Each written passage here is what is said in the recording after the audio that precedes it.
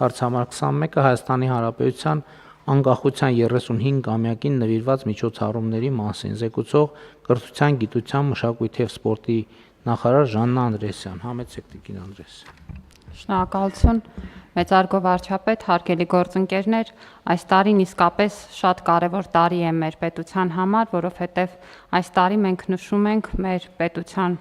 կազմավորման 35-ամյակը և պարզ է, որ այդ հոբելյանական իրադարձությունը պետք է ըստ պատշաճի նշել, դրանով նաև հերթական անգամ արժևորելով պետականությունը իբրև մեր ամենակարևորագույն ձեռքբերում և նպաստելով նաև մեր քաղաքացիների և պետության կապի ամրապնդմանը։ Ու այս իսկ տրամաբանությամբ ներկայացվել է միջոցառումների այս շարքը և շարքի հիմքում դրված է այն գաղափարը, որ իրականում անկախության 35-ամյակը չի կարող տոնվել միայն Երևանում և մենք պետք է կարողանանք միջոցառումները պլանավորել այնպես, որպեսզի դա իսկապես դառնա իրադարձություն և տոն մեր երկրի յուրաքանչյուր բնակավայրում և յուրաքանչյուր համայնքում։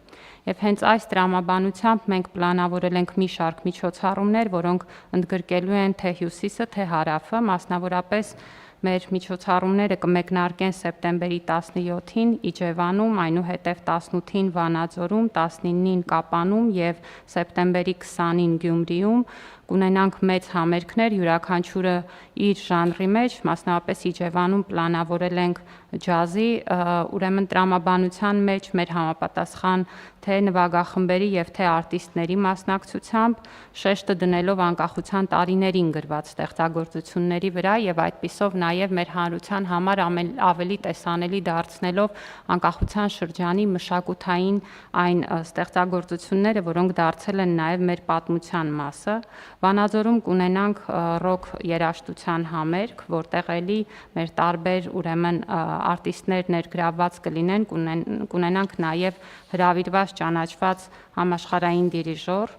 Կապանում նախատեսել ենք ունենալ տարբեր բենդերի մասնակցություն, սիրված և նաև կարևոր է, որ համերգին կմասնակցի Վարչաֆեստ 2026 փառատոնի Grand-Prix մրցանակակիրը, որը շատ խորհրդանշական է, որ նույնպես մի բենդ է, որը ներկայացնում է Կապանը, Redline խմբի մասին է խոսքը։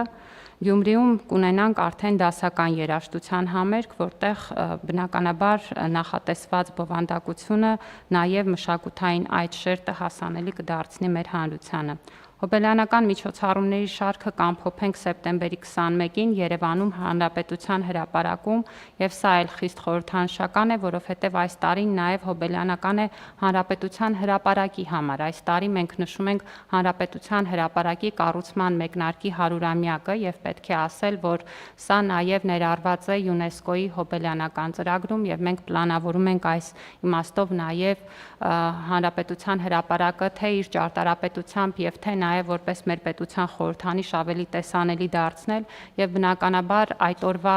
միջոցառումներն էլ պլանավորվել են այնպես, որպեսզի մենք թե անկախության 35-ամյակի նշանավորումը անենք և թե նաև տեսանելի դարձնենք Հանրապետության հրապարակը։ Եվ պետք է ասեմ, որ մի շարք անակնկալներ ունենք, որոնք չէի ուզի այս պահին բացահայտել, բայց պետք է ասեմ, որ իր նշանակությամբ և բովանդակությամբ բավական եզակի նաև միջոցառում է լինելու, կունենա երկու հատված, առաջին հատվածում կլինի փոքրիկ ներկայացում և երկրորդ հատվածը կլինի համերգային, որտեղ հանդես կգան մեր սիրված կատարողները, ավարտելով ամբողջ երեկոն հրավառությամբ և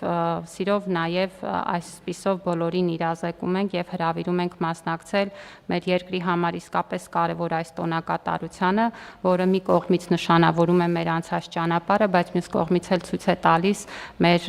ապագան և այդ իմաստով է ընտրված նաև այս 35-ամյակի բրենդավորումը, որի հիմքում ընկած է թռչունի գաղափարը, ցույց տալու նաև մեր պետության թռիչքը և վերելքը, որը սկսվել է և շարունակվելու է։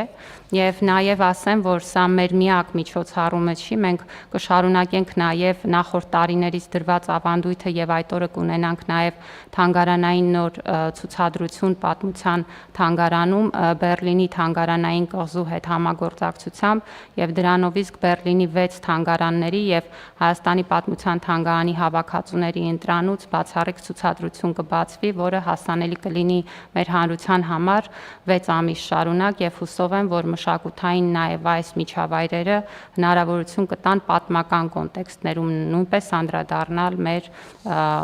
ինքնության եւ արժեքների կարեւոր շեշտադրումներին։ Խնդրում եմ հաստատել։ Շնորհակալություն։